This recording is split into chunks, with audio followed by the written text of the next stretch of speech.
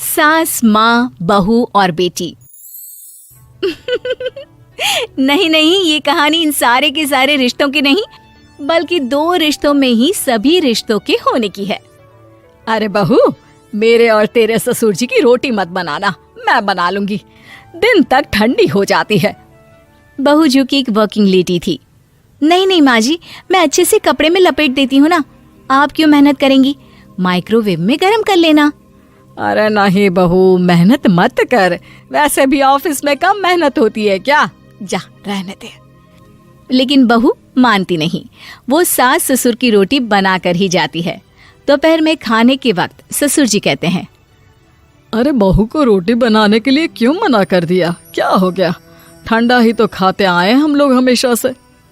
अरे वो क्या है ना, सुबह ऑफिस जाती है, घर का सारा काम करने में वक्त लग जाता है, अरे थकती है वो अलग, तो मैंने सोचा बहाने से ही थोड़ा कम काम करवाऊं।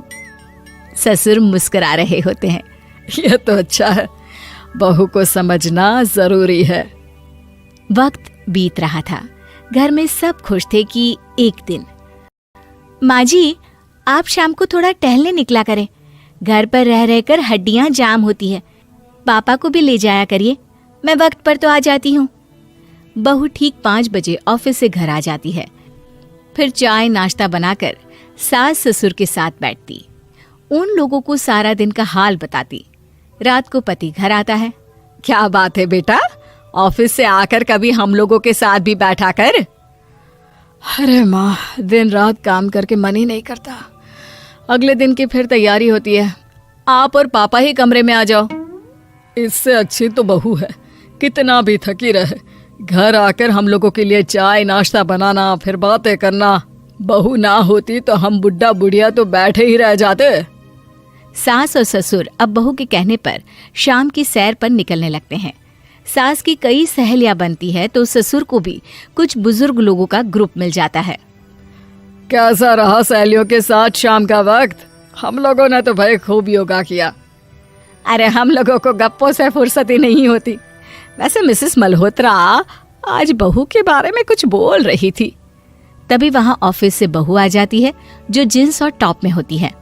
क्या बात है माँ, क्या कह रही थी आपकी सहेली आपकी बहू के लिए? सास इस बार बहू को कुछ अलग तरीके से देखती है और उल्टा सवाल ही दाग देती है। क्या कह रही थी वो हटा, ये बता, तेरे ऑफिस में तो मर्द भी काम करते होंगे ना? बहू जो अब तक मजाक कर रही थी वो सीरियस हो जाती है। मर्द होंगे नहीं माँ जी, मर्द ही ज्यादा है, हम 5 ही लड़कियां हैं ऑफिस में। अरे तो अच्छा लगता है क्या ऐसे कपड़े पहनती हो?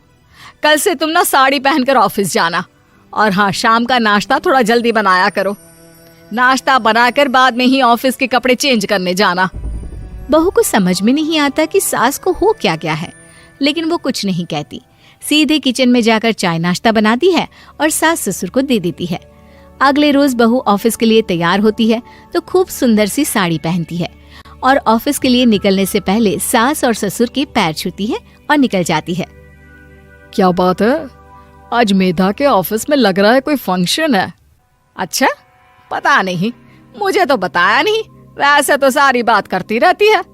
अरे देखा नहीं कैसे साड़ी पहनकर जा रही थी? अरे वो तो मैंने ही बोला है उसे। अरे अच्छा लगता है क्या रोज रोज ऐसे सूट या जींस में जाना? बहू हो, बहू बनकर रहो, और आप भी ना मेधा मेधा मत किया करिए, बहू बोला करिए, सर पर चढ़ जाएगी तो दिक्कत हो जाएगी। सास अब बहू को बहू जैसा रखने लगती है, हर बात पर रोका टोकी, हर बात पर ताने। क्या बात है, आजकल लेट आ रही हो ऑफिस से? अरे चाय के लिए भी देर हो जाती है, हम लोग फिर पार्क में भी देर